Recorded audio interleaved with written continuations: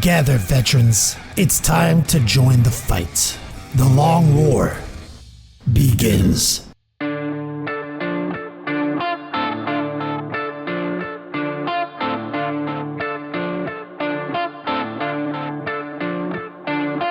This is The Long War. I'm Rob Baer, and joining me once again are my partners in crime, Kenny Boucher and Wyatt Turk. What's up, guys? Yo, dog, great to be here. Yo, what's up? I think we should start saying out the title, the live stream title for everybody at home, since they don't get to bask in its glory of your clickbaitness. I mean, This week's episode is called I'm a master baiter. Masterfully. So good. We've been using that for 20 years. Never gets old. Also, it hits the requirement that we do a dick joke every episode. Do we though? I don't think we actually. I make sure to say something about dicks in some innuendo every show we've ever done, and a Ricky Bobby and or Step Brothers quote every show since the dawn of time. Okay. I got you, dog. All right. Thank you. I'm glad somebody was checking the boxes because I wasn't. Well, you know, you were too busy pouring fucking hand sanitizer into your eyeball. It was only once. It was more than once. No, it was. I think it was only once. Pretty sure. Do you remember that one time we were eating somewhere and I squirted a fucking pepper in my eye? What the fuck were we? We were at B-Dubs in like Crystal City. Oh man, What was I eating? chicken wings. It was Yeah. it was like the jalapeno habanero chicken wings or some shit. And I don't know. Something. I bit it, and I don't know what the fuck happened. It just shot straight Man. it launched a little mortar right off the chicken, straight to my fucking open eyeball. Dude, it was straight up like someone maced me. slow motion. I'm just sitting there like this at a table full of everyone. We're like, Nick Rose was there, I think. Yeah. And I'm just sitting there like this, and it's just like full red tears streaming out of this one eye. I'm like, Immediate. they're like, what the fuck is wrong with you, man? I was like, What just happened? What happened? I don't know. It's bad. Yeah, it fortunately I had a little what are those things? The eye drop, the little self-contained eye drop things. Oh, Like, you here, saved my take life with the real tears or whatever they were. Yeah. That's good The stuff, perishable man. ones. Yeah, dude, you were like, bro, I got you. He just opened his little like satchel. There was like 400 in there, and I was like, oh my god, saved my life. It's Good stuff. brutal. Oh man, that same weekend I smashed a fifth of Scotch, the Johnny Walker, the Black Label. Remember that? Mm-hmm. I got fucked up. Got obliterated, son. Oh man, those were the days. Yo. So You don't. It hurts to drink. oh yeah, I don't too do much that now. I do not do that now. It's not. Oh, 41, dude. I'm going to the doctor tomorrow for the first time in 8 years. Like, hey, I was checking the little Good luck boxes to in the that. form, and it was like, do you drink? And I was like, yeah. They're like, how much? And I was like, damn, how much do I drink now? You know? And I was like, 1 to 3. 2 days. 1 to 3 a week is all I drink now. Oh yeah, Yeah, those are good numbers. yeah. Like back in the day, it was not. Were not my numbers. Bad. It was. Oof. It's like, man, I've come a long way. Can't do that anymore. So anyway, we have almost no news today. We did have a live interview with Kathleen Kennedy about Acolyte earlier on the After Hours. You got to go to our Patreon page to hear that. Yep. But moving Throw some cash. he was gangster. Moving forward, though, we're gonna have a little discussion about secret missions and gambits in the meat and potatoes. Oh, slow news week, so we're just, we went to ChatGPT, we AI generated a script, and we're going to read from that script directly. Oh man, should I do that? I've been telling you to automate this for fucking a year now, dude. Like, get that voice modulator automation, generate the script, let it fucking just record a podcast for us, profit. I'm gonna hold on a second. I want to see if I can do this. Yeah. Well, you work on that. For now, I'm going to kick it over to Wyatt so we can roll out to the Cave of Wonders and touch nothing but the lamp.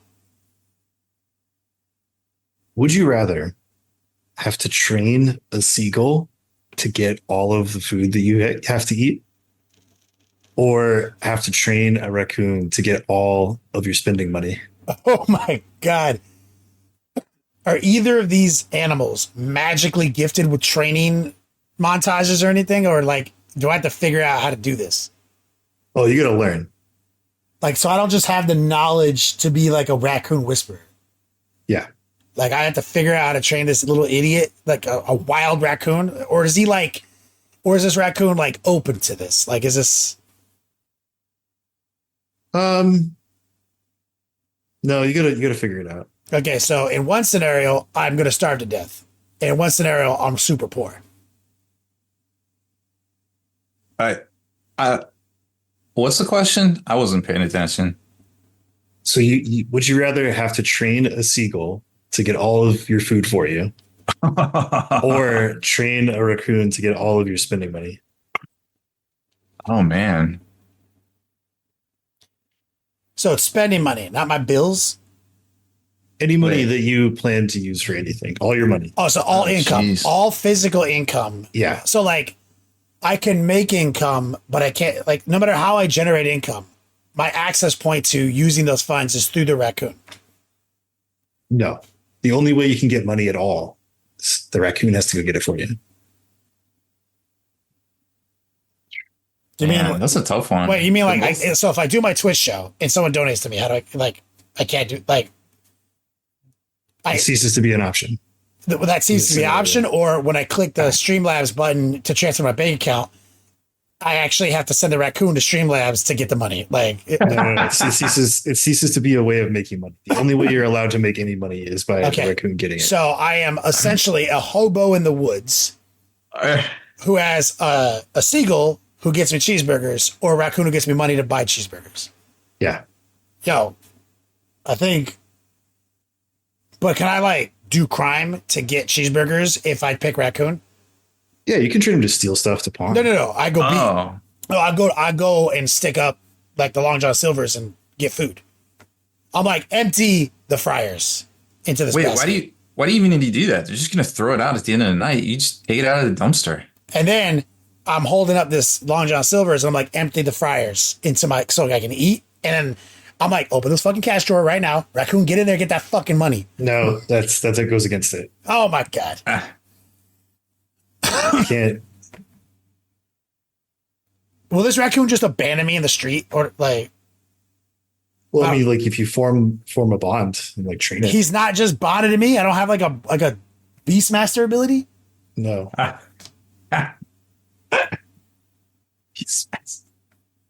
Raccoon still, because I'm going to 100% die of starvation with the trying to get a seagull to get me. I mean, but the seagull's down, but I'm never going to train a seagull. I'm bad at training animals. Well, I think it's harder to train a seagull to do anything than a raccoon. If I tie a goddamn harness around that idiot and I keep the other side of the string attached to my belt, he's going to naturally just take people's French fries anyway, and I can just haul them back in and get the French fries. You know what I mean? So there is a pretty easy way to get French fries, at least. You know what I'm saying? But learn to like potatoes. but I feel like I'm probably going to die within the 72-hour window requirement, 4-day requirement. If I can still drink water at least on my own, I can make it a week. But I'm going to die. I don't think I'm making it out of a week. But raccoon, I'm just a hobo in the woods, dude. You know what I'm saying? I'm a hobo in the woods, but I can still like rob people for food. So I can just live at my parents' house and I can get food, but I can't have money. So you can be a freeloader and not die with the raccoon, but you can't even put food in your mouth without the seagull, no matter how much money you have. Yeah, basically. I pick raccoon, hobo in the woods, raccoon life. I'm going to go find a raccoon. We're going to be tight. I'm going to put a little harness on his ass, tie his ass to my belt, and we're going to go robbing like Checkers, Long John Silvers. And I think over time, he's going to get the gist of what we're doing. And I think I can eventually then trust him to go out on his own and do the crown for me. I feel like you're just going to starve before all this happens. No, I can steal food from people if I pick raccoon, or nothing in my life really changes except I'm poorer, right? I'm sitting in this chair talking to you guys right now, but $0 in my bank account instead of $37 in my bank account. And my mom still makes me mac and cheese. Everything's fine. My life doesn't really change. Raccoon. I think raccoon's the way to go for sure. Yeah, you die. You can't trust a seagull under any circumstances to feed you because of your fucking gluten intolerance. Yeah, but you gotta train it, dude. No, you don't have to train a raccoon to do shit. You can just sit here and hang out with me. I don't need money. No, the seagull. You gotta train it. Yeah, but there's no way you can train that. He has to train the seagull to understand food allergies too, bro. Yeah, that's too much. Bro. Wait, would I still have food allergies? Yeah. Yes, this is supposed to be a hard one. Yeah, distressing. I've never seen a seagull not eat gluten. You know what I'm saying? Dude, they'll eat whatever they can get. They eat shit they're not supposed to. It's like it's almost always gluten though. It's like they steal people's bread, French fries. They're never stealing your broccoli. No. Shit's no good. Yeah, I think that's an easy one. Can I eat the seagull? No. Okay, never mind. Yeah, raccoon, and I just live with my parents forever. Got it. Or become a hobo. I become the Long John Silver's assassin, and I live in the woods in a tent. Long John Silver's assassin. Mm-hmm. All right. Good one, Wyatt. Fucking raccoon. That's not raccoon tech. Seagull tech. It was definitely a bit of a stumper. We're going to kick it over to the Rob Baer Memorial News Desk. I'm back. I'm not. Reports of my demise were overrated so far. So we've got a little bit of news you need to know. I think I talked to some about G-Dub was using the old AI, that brand shield company, to use AI and initiate auto takedowns for sellers on eBay and Amazon, and saying that they are counterfeit items, even though a lot of the items clearly weren't. There's just some of them happen to be listed in the Warhammer category.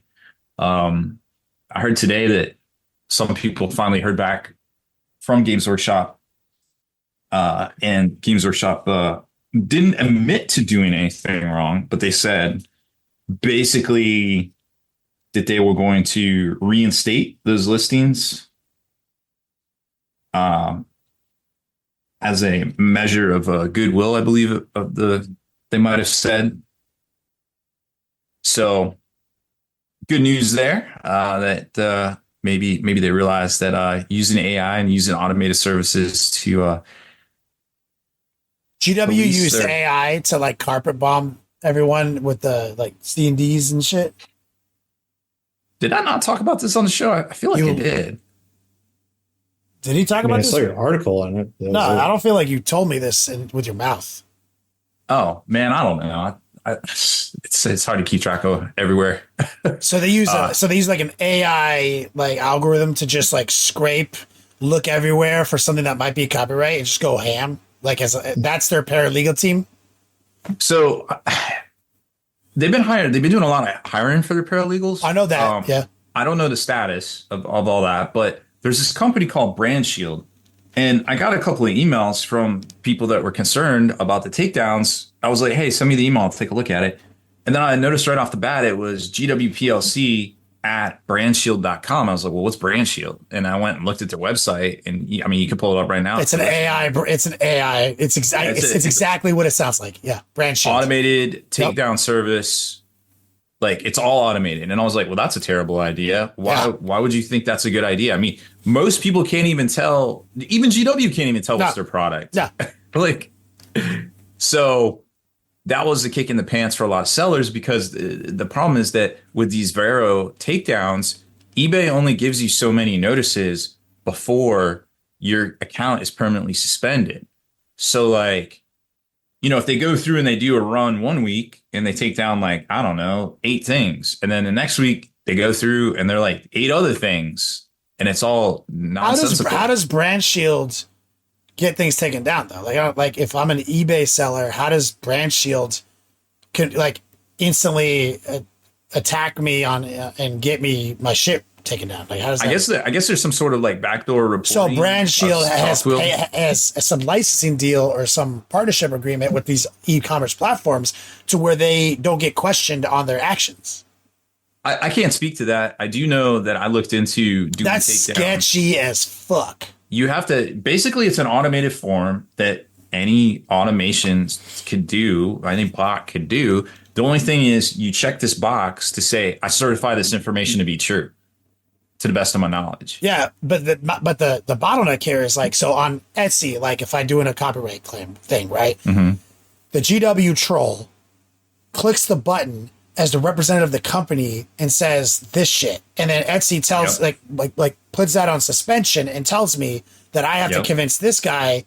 And Etsy's like one of the more extreme examples, right? Right. But Etsy kind of does it right. They give you they give you the forum. But they also they instantly back the company representatives say so with no questions your shit's the listing taken down. Yes. And they say you can't talk to us about this, you got to talk to him. Here's who he is, right? Period. So it's pretty extreme because there's no rebuttal and GW will never backpedal when you're talking to them like that. But like on a platform like Shopify though, there's no way they can do that. They can't call Shopify on me. There's so many more steps. Will Brand Shield bypass those steps? Well, so it wasn't on Etsy. It was just eBay and Amazon. So Brand Shield just is the representative of the company in this analogy. It's like it's like having a mod, like having a bot in your Twitch channel, right? Where you give it mod privileges. And so like you're saying like this Brand Shield is GW now. They're that person in that analogy, aka GW Bob, right? Who clicked on my listing. And so now GW Bob, who's a robot, is just going 4 million listings down. Like straight up. And so the bot has the same privilege as the person used to who had to go look for these things. And it doesn't apply to every platform. Obviously, only platforms that operate that way. Right. Which Etsy does not. There's no automation whatsoever with Etsy, basically. Okay. Less sketchy than that. That's why I was asking for a little clarification. So it's Amazon and eBay are the platforms where Brand Shield is operating. Okay.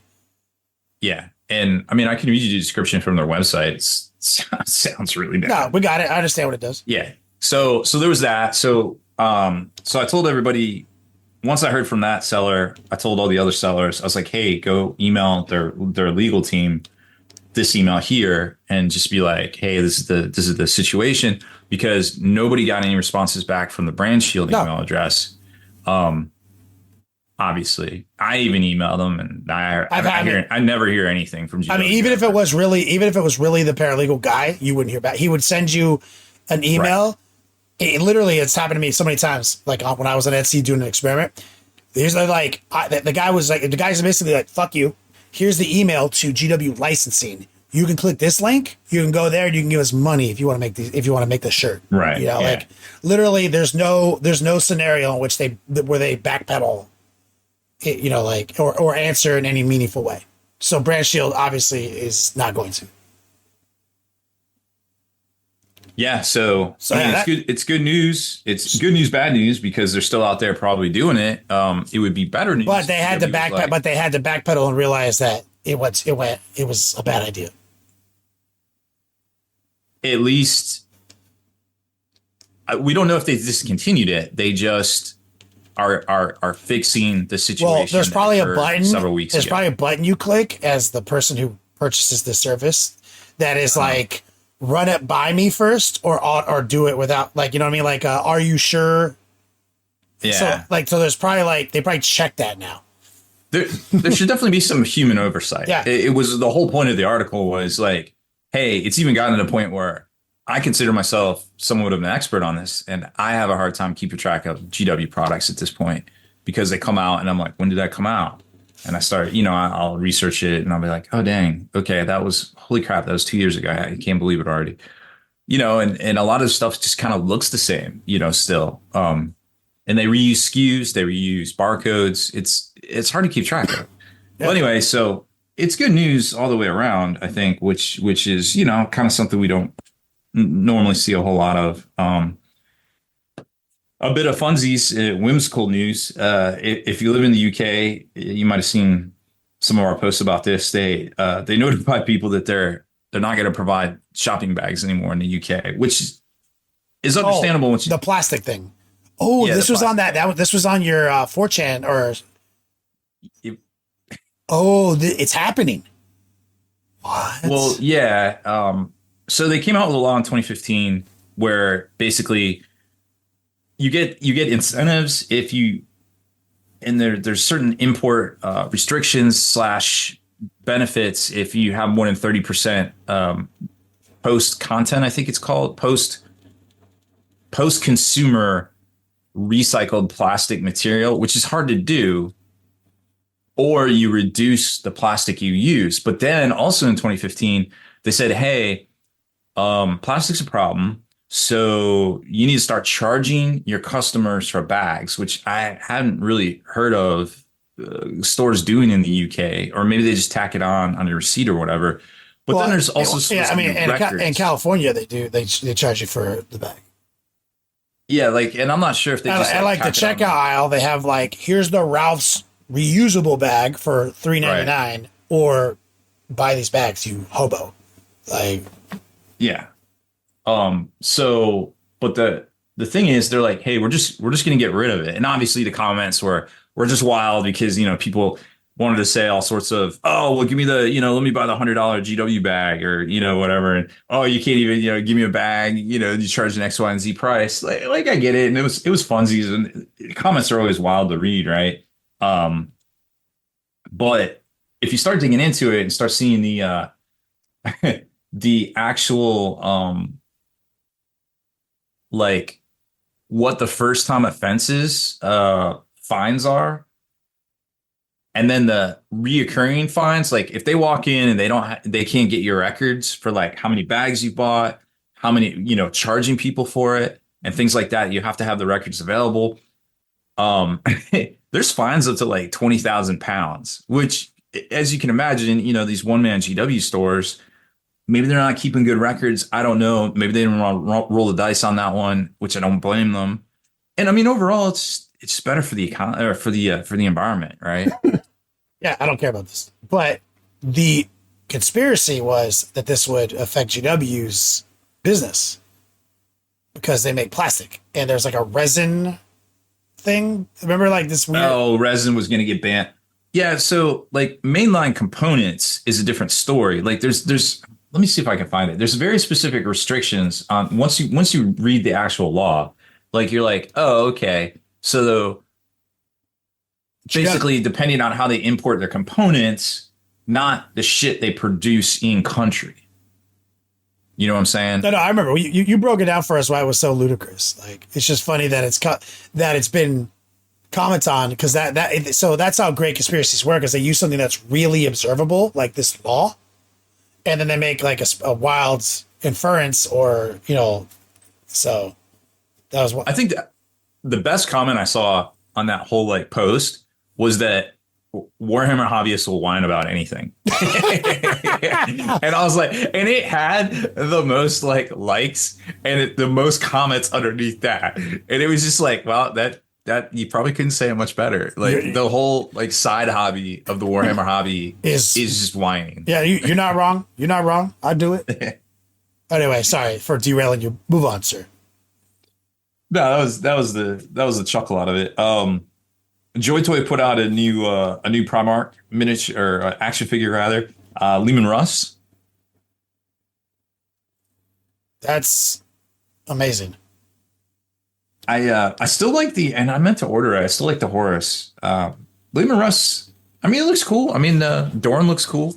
I think I got a box across the way. I think Joy Toy actually sent me Dorn, but I just haven't gotten to it yet. But I think I'll definitely buy Horus because he looks cool. I'm still waiting on that Imperial Knight to come out. But yeah, Lehman Russ looks cool, and they're coming out with all sorts of stuff. At this point, it's like basically you could just buy whatever at this point, like whatever faction or army. It's so cool, you know. If you'd said 10 years ago, like, hey, we'll have Warhammer action figures, and be like, what? Yeah, We're spoiled as hobbyists, like for everything. As far as GW branding goes, and a bit kind of like out of nowhere. Well, I guess not out of nowhere because they hadn't been doing that great in a while. Was the news that Privateer Press sold or was acquired / sold to Steamforged Games, which is shockingly a good fit for the Iron Kingdoms, you know, kind of universe sort of thing. And I think, you know, and I think we've all seen it. If you've been in the hobby for, I don't know, more than 5-10 years or five or 6, 7, 8 years, you know, there was a huge following for the Privateer tournament, you know, War Machine tournaments, very competitive, shockingly easy to play because the way the terrain was, you know, Kenny's always talking about it, like that little, you know, it's all 2D. It's very easy. And, you know, they definitely gave Games Workshop a run for their money. I mean, FFG did too with X-Wing. Yeah, it started really ramping up.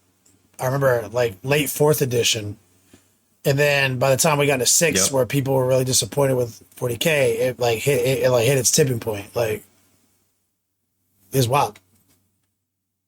But slowly over the years, you know, there was a bit of a talent drain. It never really got replaced.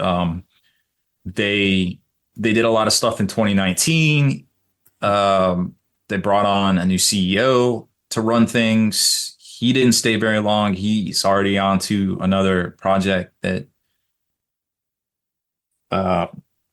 is out there, and also, depending on who you ask, doing questionable. I mean, it's just a crowded space. And, you know, I think a lot of folks, I think there's 2 ways to look at this. Like, Privateer started having issues in 2015, 2016 with sales of products because, you know, they got on there and they said they accused a lot of online retailers as being, quote, freeloaders or freeloading, or getting a free ride, I think it was, because they were selling stuff so cheap.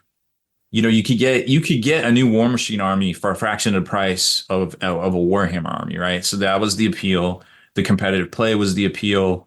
You know, and then 3 years later, they got a new CEO that hasn't had a really good track record in the industry. If you ask me, he's bounced around to a lot of different companies. He's kind of a jack of all trades, but master of none, depending on who you ask. And then here we are. You know, they launched 4th edition. It crashed and burned. I mean, for a major company to be putting out 3D printed miniatures, it seemed like a disservice to players, and they did not respond well to it. And it's all a tremendous room for growth from here. That's for sure. And I don't know what the P3 line's going to do, but I heard they acquired that too. They did. They got it all. But again, I mean, it's a crowded marketplace now for paints, for everything, for content creators, name it. In the tabletop miniatures space, it's incredibly crowded. So I don't know. Yeah. I hope they do well. I still got some P3 paints. I love them. They were pretty they were kind of like the best for a while. Oh yeah. But then they kind of stopped making them. Yeah. Yeah, that was the problem. Like a lot of stuff they just kind of stopped making. And it's also a little concerning that there isn't a lot of X-Wing product readily available right now. And I don't know what the writing on the wall is, what any of that means, if anything. But yeah, it's never a good look to see a lot of things not available to stores. No doubt. Well, writing was on the wall. P3 was all over the place for a lot of years. I agree. Yep. So, any other spicy news that we got to make up? Nothing I can really talk about. Nah. I like But- that. I like that. There's always something going on behind the scenes. Hell yeah, I'm always behind the scenes. Yeah, sometimes it's a little much. I'm always Yeah, bringing yeah. a little much from behind the scenes at the Rob A little Baer much. Beats Lab. Little gentle back pressure. Yep, there you go. I was trying to make you say that. Worked perfectly. Is it our one dick joke for the night? I think I already did one, but I'm not opposed to more. I want to hear about Wyatt and this tournament. Wait, did you play another tournament over the weekend? Yeah, I went to War Games for Warriors. We Oh. talked about that in the pre-show, Oh yeah, we did. Sorry. but we didn't get much further. Yeah. Anyways. Tell us about your performance. I did all right. I just got 17th place with 3-2. There was a couple of really tough matchups. My Firestorm army is definitely cool. It's very competitive, but I was taking some things that were not the best just because fun Ultramarines kind of like the issue that I've been running into a lot is like I have Marneus Calgar with my unit of aggressors, and you want to be playing immolation protocols with that army. And so the two big problems is one, everybody knows what you want to play it on, which is the aggressors. And so it's hard to get them to where they need to be to do that because people are just constantly scared of them and moving away or blocking. Without a captain, you can't use that stratagem for free. So it's a 2 CP cost. And playing that stratagem for free is huge. So it needs to be just a normal captain. But you're contractually obligated to have Barney Scalgar in all Ultramarines. Yes. It's fun. Like Marneus is a great unit. He's a chat. Like it's just like not optimal for that specific setup. That makes sense. That sounds perfectly stated. Like, yeah, that makes sense. So 3-2 winning record, 17th place, solid.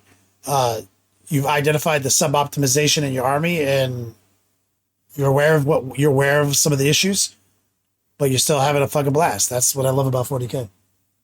Yeah, I mean, like it's been a great list. Like I went undefeated at that RTT week before last, and now this. I mean, it was a really good tournament. It was supporting some veterans charities, and they had it at the National Guard base up there in Salt Lake City. So that was really cool. Like the venue was great. The Lightly Salted crew is always super fun to be around. They do a great job putting on events. Love those guys. I didn't know that you know Malev, right, Kenny? Yeah, a man. I didn't know he lives there. He lives in Salt Lake. He came to the tournament to do paint judging. I was like, yo, what are you doing here, dude? My man Flo Shinobi. He's a Salt Lake guy. Oh, that's cool. Did not know that either. They're the most interesting man in miniatures, or the coolest man on Twitch. Love that guy. Why not both? He is both. Love that guy. So let's do a quick commercial break, hear from some sponsors, and then we'll talk about our subject for the night. For the best game aids and peripheral tools for wargaming, check out our friend J15games.com. From wound counters and dials to faction rule trackers, these are the coolest tools out there. Designed to be functional and intuitive, these tools help you stay organized and speed up your game. Their flagship product, the Nesting, Movement, and Combat tool, is absolutely amazing. A magnetized measuring widget that splits into 3 different size tools for every situation. And you can get it in 8 different colors. J15 also offers custom ordered dice trays made from hardwood and leather. Check them out at j15games.com. That's j15games.com. baronofdice.com, the official dice sponsor of the Long War podcast. Use promo code LONGWAR5 for 5% off. If you're looking for a superior dice manufacturer, then look no further than Baron of Dice. Custom artwork, faction representation, and crisp razor edge square dice. Remember to use promo code LONGWAR5. Again, that's baronofdice.com, the official dice sponsor of this podcast. And we're back. So our only real topic that we came up with and workshopped in the pregame show was about secret missions, which are coming out soon, and gambits, which are old. And specifically, the topic posed was, are gambits legal? Because we kind of thought they weren't, but it turns out they are. Should that still remain the case? And also, shout out to Scary, who won a GT using a gambit. So they're clearly being played, but I've never personally seen that. And should they be? And also the new secret missions, which look markedly easier. What does that say for those? And should they be played in competitive play? Wyatt, what do you think?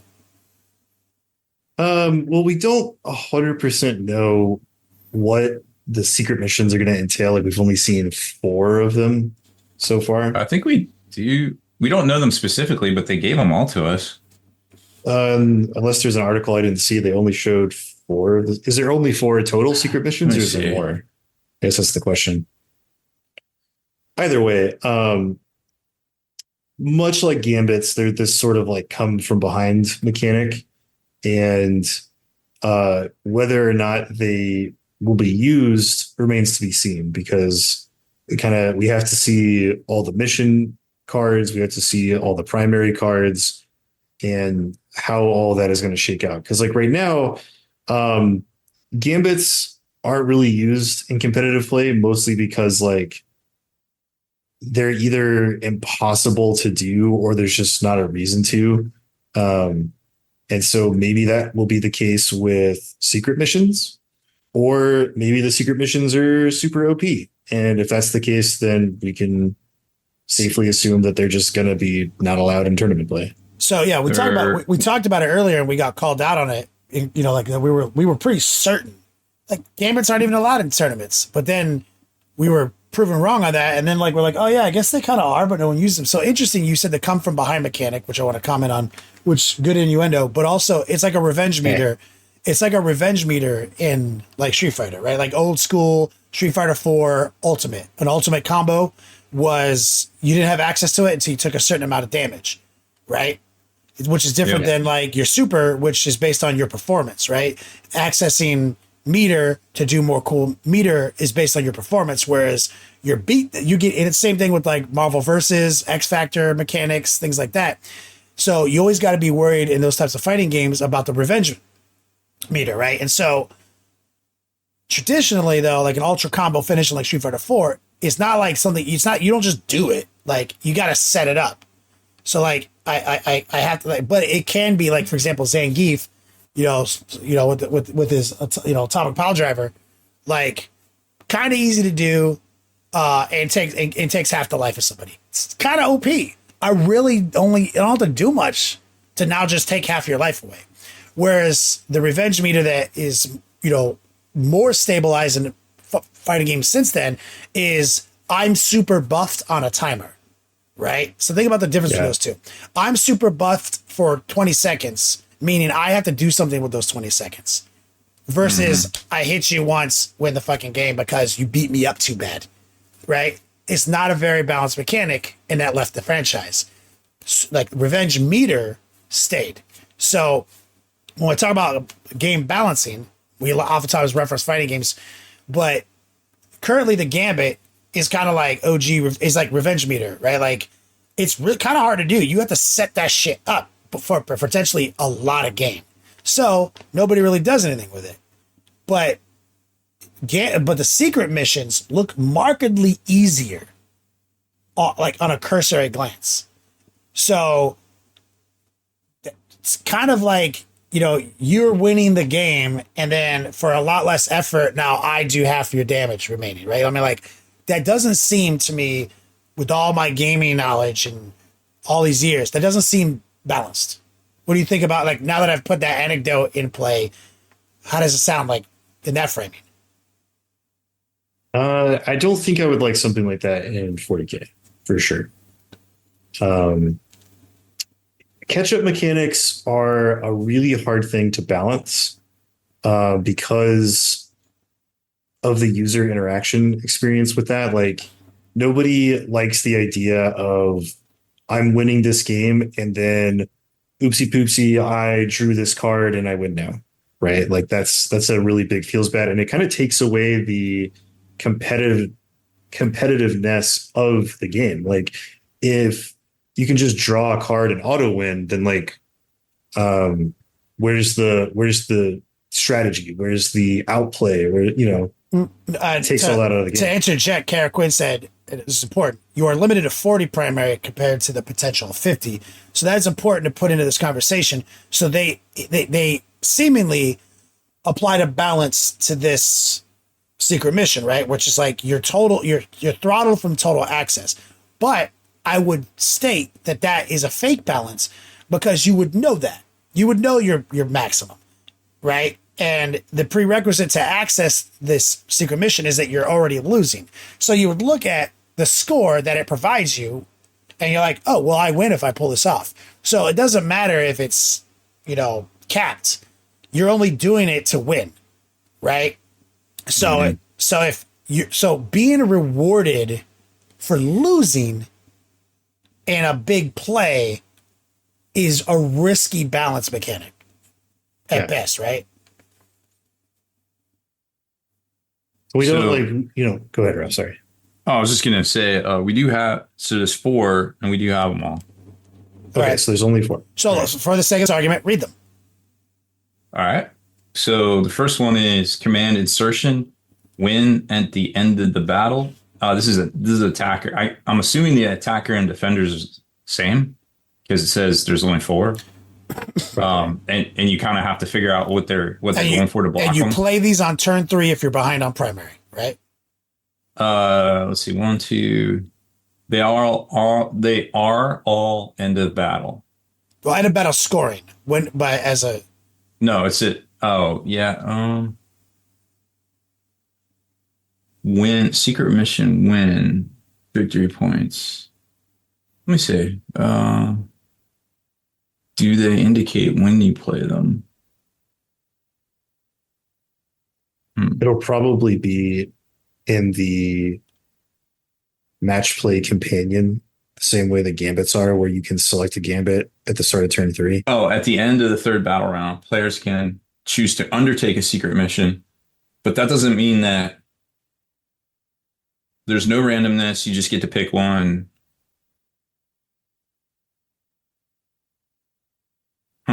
All right. So you pick one, end of turn 3 if behind on primary. Read the first one. Ensure your warlord is in range of an objective you control in the enemy deployment zone. Let's get warlord in range of objective, not control.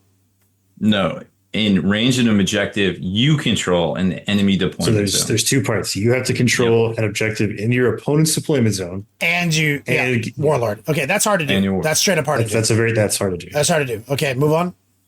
War of Attrition, get a battle line unit into the enemy deployment zone and either eliminate the enemy battle line or confine all their battle lines to their deployment zone. So all their battle line units have to be stuck in their deployment zone or destroyed. Or dead. And you also have to have a battle line unit in their deployment zone? Yes. That's hard as fuck to do. Holy shit. No, think about this. Not all battle line is created equally. That's so true. Like, think about this. A lot of armies don't even take their faction's battle line because they don't do anything great or they're really bad. Whereas, think about this. Tau really love their battle line because like breachers fuck, dude. And you can advance I don't know, what's it, a devilfish, and then disembark after it advances. So if your opponent like only has 1 or even none battle line, and you just like roll over, holy and shit, dump no, 20 OC onto that objective, I back out. I back off. I backpedal. You're right. That would fuck me. And by the way, I play right now. Yeah, and like speaking of battle line in general and its like importance in this edition, that is like a whole other discussion that has been going around because again, battle line is Not equal. created equally. It's not in equal. 40K. Fuck Some no. people's battle line is like a ball Cultists, and literally chain. cultists and shit. Yeah, well, I mean, like cultists are really, really cheap for what they do, and they can be a really good utility piece. Whereas other people's battle line are just straight bad and do nothing for them. Mm-hmm. No, And good are point. overcosted. Like already in chat, 1+ save says Necrons can leave Immortals off the board till turn 5 and 3 inch deep strike deployment. They're not equal. That is not equal, sir.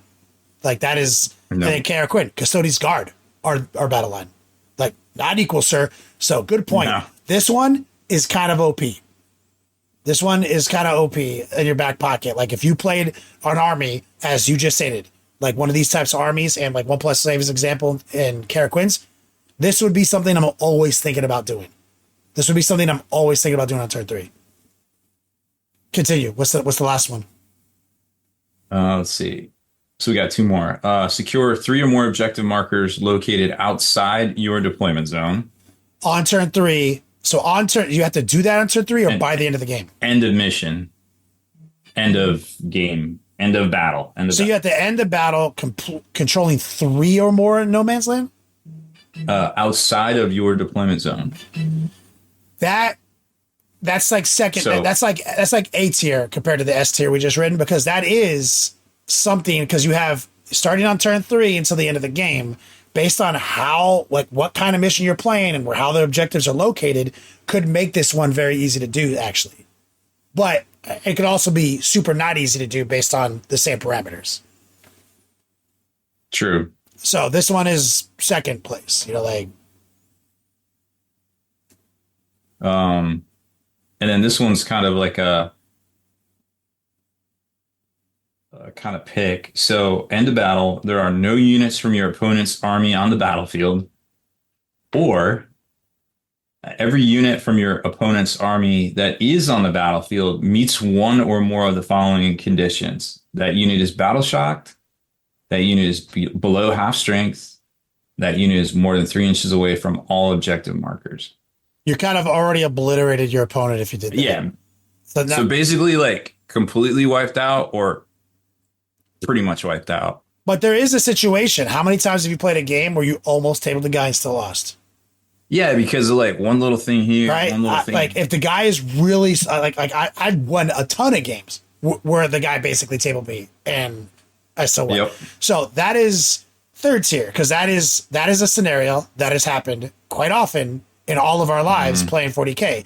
So there's a time when you might, but the thing is, I think this one's harder to set up for.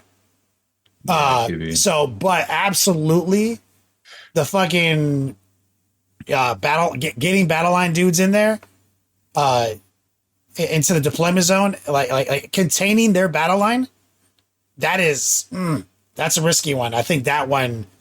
So Yeah, absolutely. hearing all of these, what's your opinion? Like, how would you approach competitive play moving forward with these right now? Wyatt, what would be your ruling as a TO? I don't think they should be in play. Rob, can you fact check on whether or not these are secret to your opponent, correct? You don't tell your opponent. So that's the weird part. So it says, Holy shit! Is these literally secret? so in secret missions, players keep their objectives hidden from their opponents until the end of the game. Okay, so But here's you the thing. have to choose it. So I guess have a you look at caveat. your cards and you're like, I want this one, and you put it down right here. Right. So I have a caveat. If they alter the format and say that you have to tell your opponent what it is, That's a I problem. think I could be okay with them being in the game. Let me ask. If they keep it the same as you just don't know, then I'm just thinking about like the unfairness of, let's say you and I are playing and I draw that card of like steal your home objective or like no battle line in your objective or whatever. And you don't know that I'm doing that. And in the last play of the game, I'm just like, move this transport, pile out, take that objective. I fucking win. GG. So let me ask you. So the way we play this mission pack is we both always have a secret mission. Like we start the game with a face down secret mission, both of us. No, you choose it No, you at a choose certain it point at after the third the turn. Yeah, you choose it after the third turn. So what happens the second so that's known to my opponent that I have now have a secret mission in play. pick the secret. Yeah, so they know you picked it, but not which one. Right. Well, they might be able to tell. That's the whole like thing is by how you're Sure, going you about. could have that inference, but not all of them are going to be a giveaway. Yeah. But the second I say I'm doing a secret mission now, the way I score primary changes. Yeah, that's so. Yeah, we should. So I know. So I don't. I no longer am interacting with objectives, or whatever the primary is. Yeah. So what is it? But they are. Right. So now you cannot score more than 20 VPs from your primary mission. If you choose a secret mission, you cannot score more than 20 VPs from your primary mission. Like total? Because I thought someone said 40. Typically, players can score up to 50 from primary missions. So pursuing a secret mission will restrict their total potential points to 40, even if they succeed. So 20 from this and 20 from that. Yeah. Okay. So I actually think it's not too bad because so when you're playing a game, right, it's like I'm stopping you from scoring and also trying to score, right? And in this version, I'm stopping you from scoring and it's not enhancing my score when it comes to like regular no man's land objectives, right? So now if I'm going all in to score these extra 20 points and I'm already behind, right?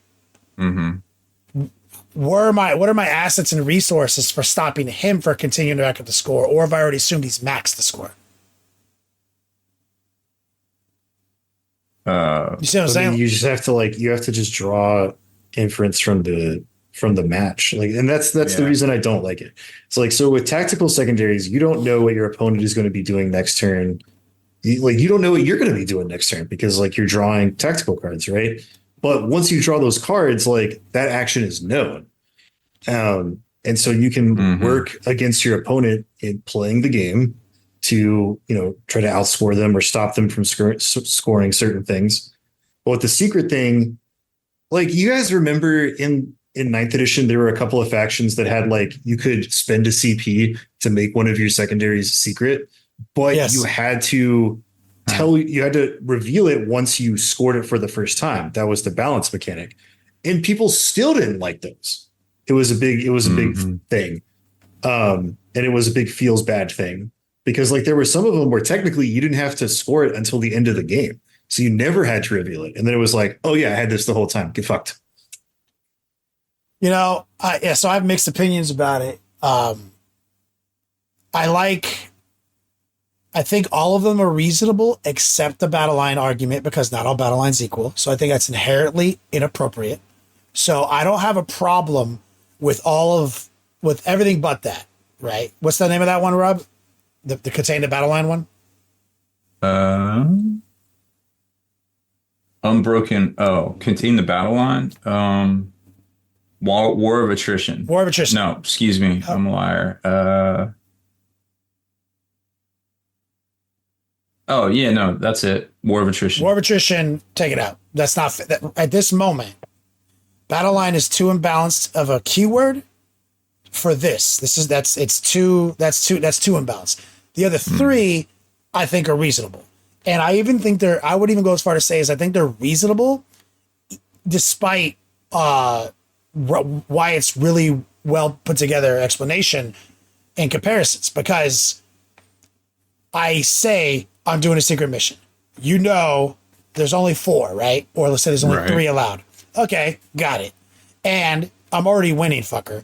And now I'm going to fucking start running train on these primaries if I haven't already, right? And I'm going to just kind of like cover my bases against like, oh, you're not getting this warlord back here, you fool. You know what I'm saying? You're not going to hold these 3 objectives, you fool. Like, so like, I feel like with there only being a few of them, and now I know what your play is, and I'm already winning, as long as it's not that inherently imbalanced, thank you for bringing that up, Wyatt, the battle line is not balanced. I didn't even think of it that way. Yeah. That's the problem. Here's the other thing about not winning. like if you're currently not winning. Rob, again, fact check me. There's Sure. nothing. Does it say anything about there being like a points deficit requirement? Mm-mm. So Kenny, here's what I think is a little flaw in what you're talking about. Say you and I are playing, and this comes So up. that's not a qualifier. So you don't If have to be you're- behind. Well, you have to be behind. And here's what the thing is. The way that you're kind of talking about it is if you're way behind. Yeah. If I'm 1 point behind you, I'm behind.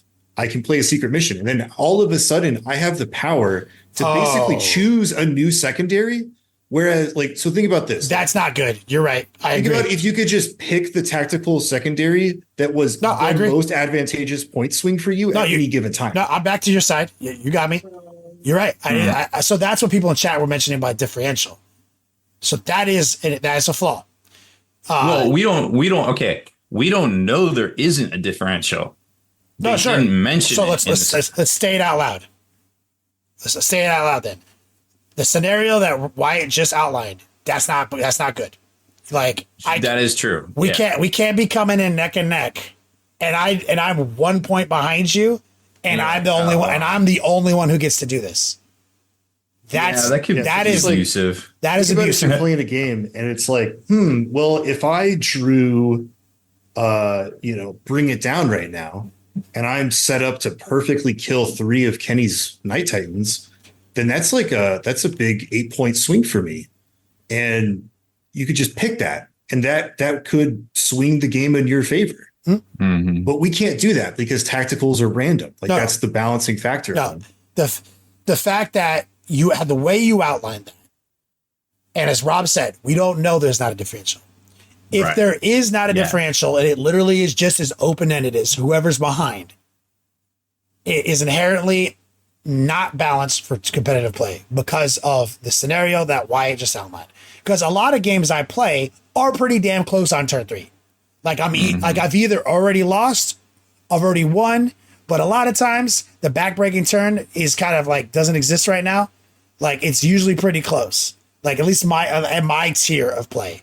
And my tier of play is I win more games than I lose, and a lot of times on turn 3 it's not that close. Like I mean it's not that known who's winning yet. Like this would be so abusive in my hands. Like to know that all I have to do is be slightly behind and I'm the one who gets to do this.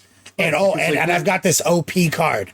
Like we're constantly analyzing the Yeah. board state. We're thinking a turn ahead. So it's like capture enemy outpost is an 8-point secondary if you do it right. If I capture your home objective.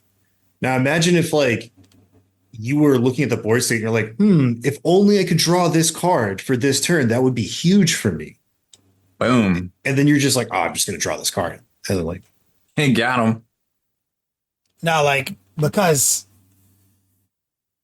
usually what happens is someone jumps to an early lead because they got a good turn 1 draw. Mm-hmm. And the other guy didn't. So and then it usually stabilizes in my experience by turn 3, right? Like unless someone just keeps getting the good draws. So it's not like I don't have a problem with any of this except the one thing: how far behind can you be? There needs to be a statement on that.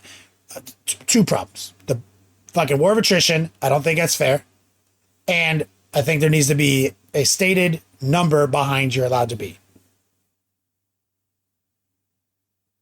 You know what I'm saying?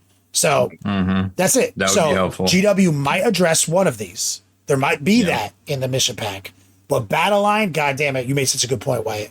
That shit is so not balanced. No. Nah. yeah, and it's like the mission rules are like the mission rule cards are one thing because it's like, oh, you can get 1 extra point by doing it with the battle line unit. I'm like, okay, cool. That's fine. But when battle line stuff starts being a requirement to have these huge point swings, I don't know if I like that or not. One, because the whole fun part about this edition was that you can play whatever you want, right? Because for ages untold, The troop tax Yep.